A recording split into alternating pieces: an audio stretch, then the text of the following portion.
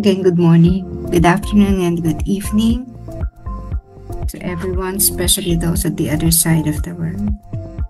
We may be separated, but there's no time and space between us. There's no space between us. We are in the present moment and we are one. We now continue with our reading and meditation on the diary of Saint Faustina Kowalska, Divine Mercy in My Soul. Nasa 887 na po tayo. January 19, 1937. My life at present flows on in peaceful awareness of God. My silent soul lives on Him, and this conscious life of God in my soul is for me a source of happiness and strength. I do not look for happiness outside the depths of my soul in which God dwells. Of this, I am aware. I feel a certain need to share myself with others. I have discovered the fountain of happiness in my soul, and it is God. Oh my God, I see that everything that surrounds me is filled with God, and most of all my own soul, which is adorned with the grace of God. Already now, I will begin to live on that, on which I shall live for all eternity. Enero na 19, 1937. Ang buhay ko sa kasalukuyan ay dumadaloy sa payapang kamalayan sa Diyos. Ang aking tahimik na kaluluwa ay nabubuhay sa Kanya. At ang mulat na buhay ng Diyos sa aking kaluluwa ay ang pinagmumulan ng kaligayahan at lakas. Hindi ako naghahanap ng kaligayahan sa labas ng kailaliman ng aking kaluluwa, kung saan nananahan ng Diyos. Mulat ako dito. Nararamdaman ko ang pangangailangan na ibahagi ang aking sarili sa aking kapwa. Nakasumpong ako ng bukal ng kaligayahan sa aking kaluluwa, at ito ay ang Diyos. O aking Diyos, nakikita ko na ang lahat ng nakapalibot sa akin ay puspos ng Diyos, at higit sa lahat ay ang aking sariling kaluluwa na napapalamutian ng grasya ng Diyos. Ngayon magsisimula akong mabuhay kung saan ako mabubuhay magpasawalang hanggan. Okay, so we continue again. After the Liturgy of the Hours, nagpatuloy ako sa pagtatrabaho, nagsusulat, kasi may information. Saglit lang naman yan, 6:30 ng umaga, sabi ko matutulog muna ako, and then 8 o'clock nagising ako ng umaga, ginising ko siya, kasi nga, he had to pack up. Okay naman, no? Tapos naramdaman ko na lang, nahihilo ako. Tapos, yung hilo na yun, pag tayo ko, kumain ako. Kinaya ko pa naman. Pero hilong-hilo na ako nung kumakain ako. Tapos, pagkatapos kung matagal ako nakaupo sa mesa, then nahiga ako, yung higa ko na yun, ng patihaya, doon ang bilis umikot. Biglang-bigla, no? Bilis ang ikot, liyong-liyo talaga ako, ikot lang, bilis. And then, nagsuka na ako, tumagilid ako para magsuka. Sinuka ko lahat ng kinain ko. Nagsimula na nun, hindi na talaga ako makaano. Suka na lang ako ng suka hanggang sa wala na akong maisuka, nagsuka pa rin ako. Tapos hindi ko maigalaw yung katawan ko, only on the side, yung nakatagilid lang. Mabilis kong na-pick up na hindi ako pwedeng tumihaya kasi pag nakatihaya ako, doon siya ikot ng ikot. So one side lang, ngalay na ngalay ako kasi buong maghapon one side. Hanggang sa tinry ko yung kabilang side, pwede. Kaya lang hindi ako pwedeng umikot to the other side, natitihaya. Kailangan padapa ang ikot. So, maghapon ganun, hilo, tapos yung sa side lang nakakaano, no? Ano, para hindi ako mahilo. And all throughout the day, I was just praying.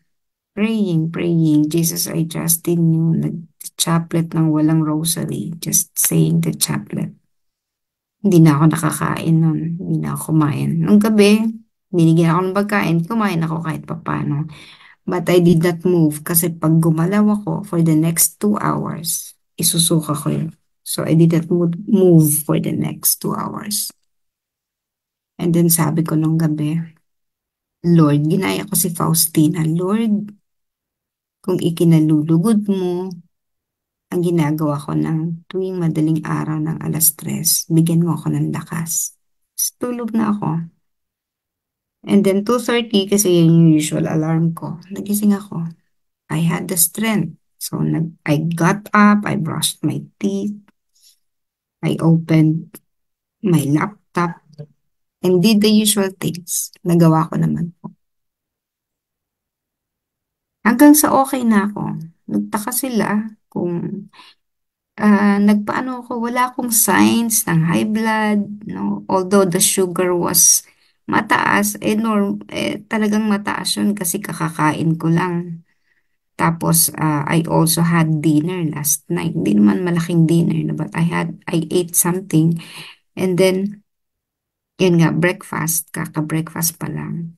Pero kahit na ganun, sabi ko kahit na 13 niya, 12 something 12 point something ang sugar. Kahit na ganun, hindi mang mangyayari yon. And true in fact, yung whole day na yon, kung talagang it was glycemia, hindi ako makakasustain hanggang the following day, no? Kasi wala akong tinake na food, wala akong tinake na medicine, nothing. Basta naging okay na lang ako. And then many people did not believe that it was a case of paano nangyari? Kasi I remember that my son was listening to something hanggang hindi ko siya pinigilan. Hindi ko rin alam kung alam niya yun, no? But it was a voice, no? Hanggang sa parang ini-interview siya, pero the way the guy talk, no? Parang creepy. And then sabi nung nag interview and who are you? Tapos sabi niya, I am this. Hindi ko sasabihin. But all the things that he said point to something else. He was the devil. Kasi lahat ng sinabi niya, I am this. And then pinatay na niya. Siguro na ano rin siya, na-realize niya na hindi maganda yung pinapanood niya na interview. And so I think that was what opened something in him, no? Nakapasok sa kanya. And the way he looked at me, ayan, kinikilabutan pa ako. And the way he looked at me nung nagli-liturgy of the hours, iba talaga, hindi siya ganun. So, nung nagpatuloy ako, nakatalikod ako, nasa likod ko siya. Kaya ang sabi ko, it was an attack from the back kasi talagang yung likod ko, hindi ko maipahinga. So, hanggang sa naging okay lang ako because of prayers. Yun lang naman ang pwede nating gawin. Prayers. And yun, wala siya ngayon. I could not verify what I was thinking. Ayoko naman siyang guluhin because he was having a conference. Pero may mga ganong mga pangyayari that sabi ko talagang uh, because of my consistency with the work, I will experience those things. Whether you believe it or not, no problem with me, but I was just sharing this with you because you might also be encountering. Because the more serious you are in doing these things, the more serious is the enemy in stopping us, no? Gagawin ng lahat. And even in sharing what I feel, alam ko naman yun eh, na ah, dun sa sharing na yun, marami yung sasabihin, ano lang yan, ganyan, ganito yan. They would not believe. It's okay. It doesn't matter to me. Ang ano lang, no, talagang, I would like to tell you that uh, being in the path, no, hindi lang yan yung may mga gugulo sa'yo. So, it is real and we really have to shield ourselves and we really have to pray harder. We really have to do whatever is required of us, no? Kasi talagang yun lang yung magiging shield natin. And basta tayo dapat, yun nga yung minsan kasi tinatamad na akong magdasal, no? In the evening, lalo na yung pagpagod na, no? Ang dami mo nang nagawa, sasabihin ko, anyway, ikaw naman ang, kaya naman ako napupuyat ay because of you, Lord, you are in my thoughts, no? Kaya hindi na ako nakapagdasal minsan before going to sleep. Pero kailangan pa rin palang mag-shield even when going to sleep, no? May mga, kaya yung mga procrastinating, ano, talagang kailangan nating easy to it in ourselves that we are not procrastinating in our prayer life. So dito ang sabi ni Faustina, my present flows on in peaceful awareness of God. My silent soul lives on Him. Pamalagiin natin ganun yung ating situation. Yung conscious tayo that we are a soul. Tayo ay kaluluwa na naglalakbay dito sa lupa. We are on purpose. The journey has a purpose and let us focus on the purpose. So, yung mga comments na puyat ka ng puyat, no? Sa akin, they will never understand why I have to do this. Siyempre, because they care for you, sabihin nila, parang sinasabi nila, though they are not directly telling me na tumigil na sa 3 a.m. Every time I would open, kahit na hirap kang bumangon, no? Babangon ako at babangon because there are people waiting for me in the Zoom room, in Facebook. Talaga naman pag nami-miss ko yung pagbubukas, no? There's a couple of times naman na talagang nakakatulog ako ng diretso, hindi nakakabukas and people would be calling, anong nangyari, ba't wala, ganyan, no?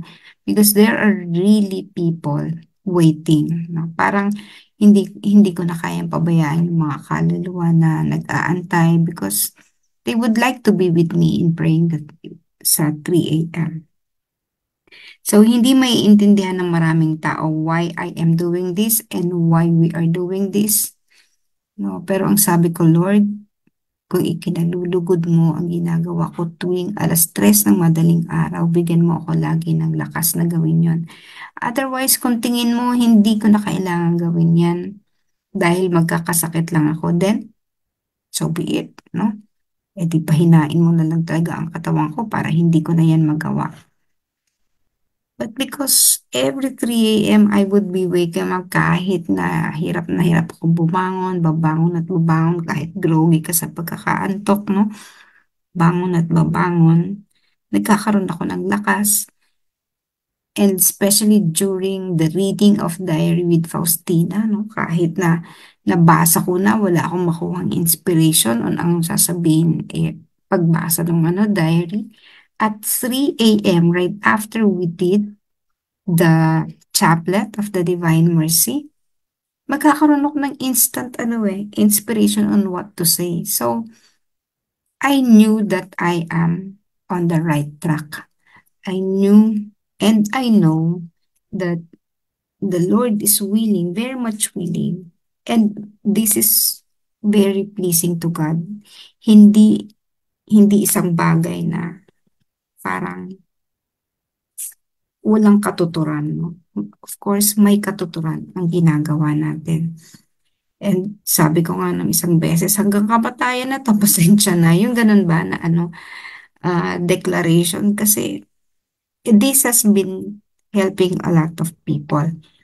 I know some of you are on and off, pero okay lang po yun. You are not required to wake up every morning just like me. If you feel like you're not doing it, okay lang po yun. Pero ah maganda rin paminsan-minsan, bangon kayo, enjoy din, masaya na tuwing umaga. Magsisimula tayo sa pamamagitan ng dasal. Hindi tayo magsisimula lang sa yung nakasanayan natin, routine na natin na paggising noon, nung araw na wala lang, magluluto siguro kayo ng pagkain and then magbe-breakfast. Wala na. Pero ngayon, before you cook, no, minsan nga narinig ko pa yung mga tunog ng kaldero nyo. Before you cook, hindi sigurado nyo na nakapagdasal na kayo. So, anong mangyayari sa pagkain na niluluto nyo for breakfast? Very blessed. Your family will be eating a very nice breakfast. Kahit na napakasimple lang ng ulam at pagkain on the table, I assure you the food that has been prepared by members of the 3 a.m. na nagdasal muna bago magluto, the food is very, very much blessed and healing. Tapos, everyone will be praying over the food pa. So that would really be powerful breakfast for all of you. And so, yung sabi din ni Faustin dito na, I feel a certain need to share myself with others. Yun yung nararamdaman ko every 3 o'clock in the morning. Parang hindi ko talaga siya matigil. Ah, hindi siya naman yung parang addicting na hinahanap-hanap mo na. Pero, di ba sabi ko nga, minsan ang bigat-bigat babangon na. Pero, babangon at babangon. Hindi addicting yung ganun eh. Kasi parang talagang something is pushing you to do it. So, it's because I feel a certain need also to share myself with others who are there, gumising na. Actually, nauuna pa, marami sa inyo nauuna pa sa akin because it has already, yung parang body clock yun na magigising kayo ng stress or 30 earlier than 3 a.m. Routine na or body clock na kasanayan. Sa akin, hindi po talaga. Hindi ko pa yan kasanayan.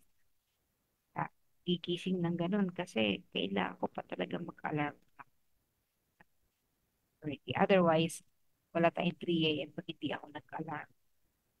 So, there's a need to help, to share myself. And I thank you for always welcoming me.